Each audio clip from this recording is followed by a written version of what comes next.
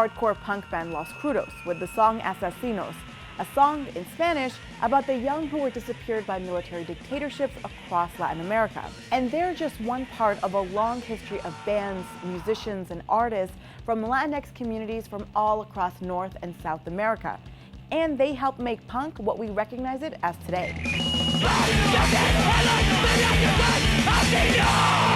There's this unfair mainstream tendency to look at punk as this subculture and as a musical genre as a white boy thing. Don't push me around. Don't push me around. But the history of punk is the history of punks, and punks were more than angsty white boys. This is a brief history of Latinx punks, their sound, their communities, and their insatiable thirst for pushing boundaries. Oh, and there's a punk nun too.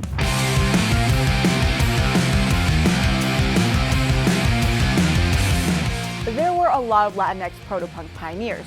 Think the Colombian-born drummer of the New York Dolls, Billy Murcia, or Mexican-American bands Cannibal and the Headhunters, and of course, Question Mark and the Mysterians. Their 1966 song, 96 Tears, hit '1 on the Billboard 100 that year. Way down here, and you'll start crying, 96 tears. They came from Michigan, but their families were part of a migrant stream from Texas. Families came from Texas to work in the steel industry. Often Mexican Americans were recruited from the Texas regions to work in these industries. Think back to the moment in the 60s when we think about music, you really had black bands and white bands. Mexican Americans weren't really in the consciousness of American pop music, so Question Mark as a name for the lead singer Rudy Martinez really allowed the band to be played in different radio formats, R&B and also pop stations. But Latinx musicians didn't just stay in the proto-punk years. When punk did eventually crystallize as its own unique subculture, they were at the forefront, and LA was home. A nice hot roast, just dropped in. That's Alice Bagg, former frontwoman of the Baggs, who was featured in the 1981 documentary, The Decline of Western Civilization. She was part of the LA punk scene, which started coming together in the late 70s, and it was really heavily influenced by these Latinx kids who just felt stuck and out of place. Whatever it was that made them feel like they didn't belong in their own neighborhood was what we prized in Hollywood. We wanted uniqueness, we wanted the fresh voices, we wanted the weirdos. In fact, the weirder you were, the better. That scene, initially based out of West Hollywood, had venues like the Mask and the Starwood, which became the regular hangouts.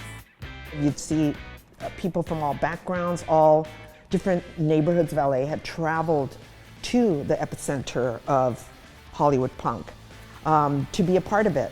And within just a few years, the LA scene exploded. 1, 2, 3, 4. The film, The Decline of Western Civilization, actually caught a lot of the scene. It featured a lot of Latinx bands and musicians like the Zeros and hardcore punk pioneers Black Flag, whose original frontman, Ron Reyes, was Puerto Rican.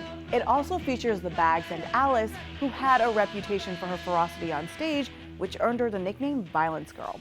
She's considered among the foundational influences on hardcore. I wasn't even aware that I was representing being a Chicana. My Chicanidad came through in my my body, what I look like, my language. So I felt like punk is like that, you know. Punk, if you're not connecting with your audience and you're performing punk rock, then you're missing the boat.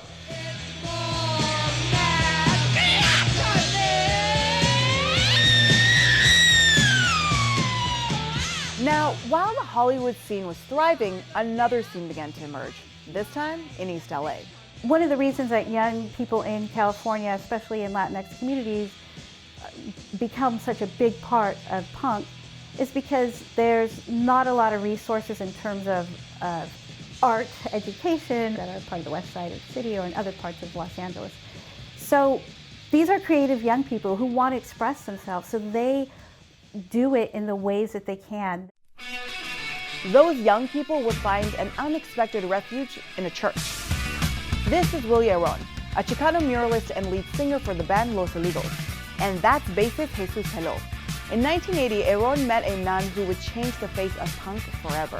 Well, I started off with Sister Kathryn in 1974 and started getting involved with her, doing exhibitions. So at one point, I approached her and just said, you know, a lot of the bands, the local bands around here, there's not really that many venues for the bands to play.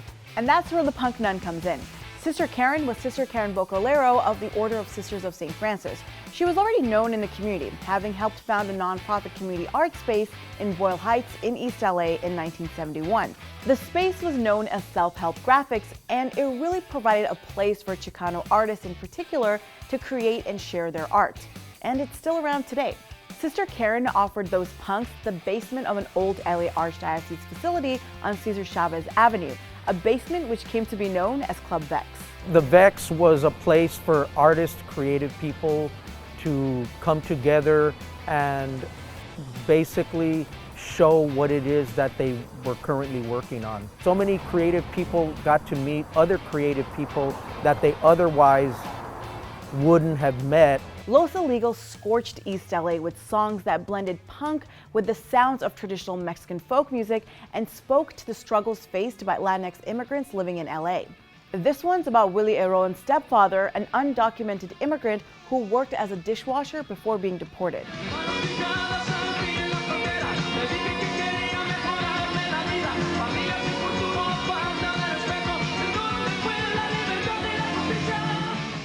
Bands like the Zeros and the Plugs also started playing at the Vex. The Plugs, by the way, later appeared with Bob Dylan on the David Letterman Show.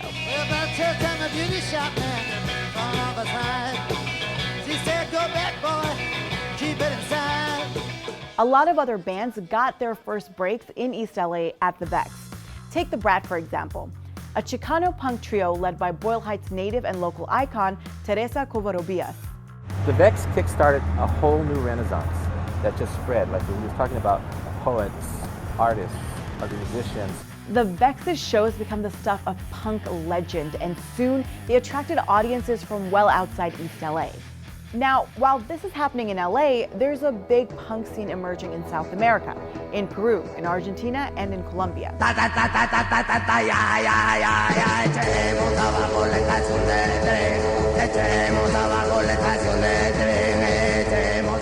That's Los Psychos, a short-lived Peruvian proto-punk band whose song Demolición topped the Peruvian national charts in 1965. Almost 20 years later, a group of kids calling themselves Los Subtes started making music that would come to impact American hardcore. Up until this point, the availability of foreign music in Peru was actually pretty limited by how expensive vinyls were. In the US and Western Europe, vinyls could kind of be bought by anyone. In places like Peru, vinyls were for the elites. The cassette tape changed all of that. It was a bootlegger's dream. It changed the way music is experienced, distributed, and even created. In the global South, music goes from being a luxury to a democratized right through the cassette tape. And in Lima, the sound of punk rock is disseminated through tapes sold in neighborhood street markets. And it really resonates with the kids who found themselves caught between the violence that was tearing Peru apart at the time. In the beginning, Los Subtes, short for rock subterráneo or underground rock, lacked spaces like the Starwood or the Mask or even CBGB to gather and play live music. And these kids, these Los Subtes, started making their own music and putting them on homebrewed mixtapes known as maquetas. From these tapes emerges Primera Dosis, or First Dose, the first and ironically only album produced by legendary Subte trio Narcosis.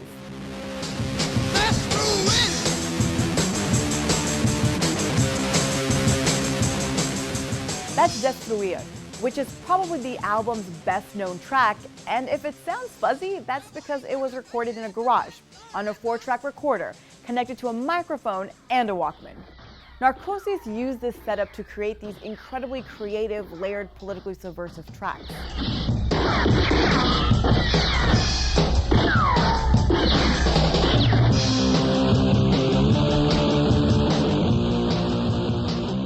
Like Los Psychos, Narcosis' run would prove to be extremely short-lived. The band broke up just months after the album's limited release of 200 cassettes. But the tapes become an underground hit, and bootleg copies begin spreading across the region and then around the world. And they end up influencing the music of Los Crudos, founded in 1991 by this guy, Martin Sorrondeguy, an Uruguayan-American queer punk who grew up in Pilsen, a Mexican neighborhood on Chicago's west side. I used to write letters to bands and people and send letters with a few bucks hidden in it, and you know, get a tape, or you send a tape, get a tape, send a flyer, get a flyer. I started thinking about punk in this new way once I started hearing bands coming out of Latin America. Politically, there was something about it that felt extremely urgent that I could really connect to. It wasn't just about the standard rebellion against mom and dad, it went like beyond that. And you know, I started hearing like Los Violadores from Argentina, Ojo Seco from Brazil, Leucemia from Peru, Narcosis. I was just sponging up as much as I could from all over the world. It wasn't just Latin America, but for some reason, that stuff really spoke to me and I really actively sought it out. Los Crudos' lyrics, just like Narcosis, are sung almost exclusively in Spanish.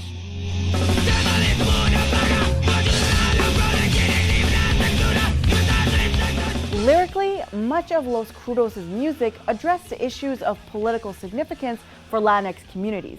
Our communities are, you know, until this day, we're being targeted. And the punks from these communities were like, all right, we're not settling for this shit, and we're gonna respond, you know? And Los Crudos was one of many responses to what was happening in the US, you know, specifically. As their tours would take them throughout the United States and Mexico during the 90s, Los Crudos would clash with the hardcore movement's white nationalist elements. At the same time, they also inspired a new generation of Spanish-speaking punks to make music on their own terms. What's great about punk, or what would become known as punk, that it's not about virtuosity. It's about borrowing that guitar or borrowing the drum set, writing down your lyrics. You don't have to take vocal lessons. You just start singing. I think the most important thing that people need to know is that punk was not invented by white males, nor was it exclusively their domain. Punk was created by women, people of color, and queers, and without all of us, it would be nothing. So that is punk history. It's not Latinx punk history, just the very Latinx history of punk. Hey guys, thanks for watching. So if you had a punk band, what would you call it? Let us know in the comments, and don't forget to like, share this video, and come back soon for another episode of Pop Americana.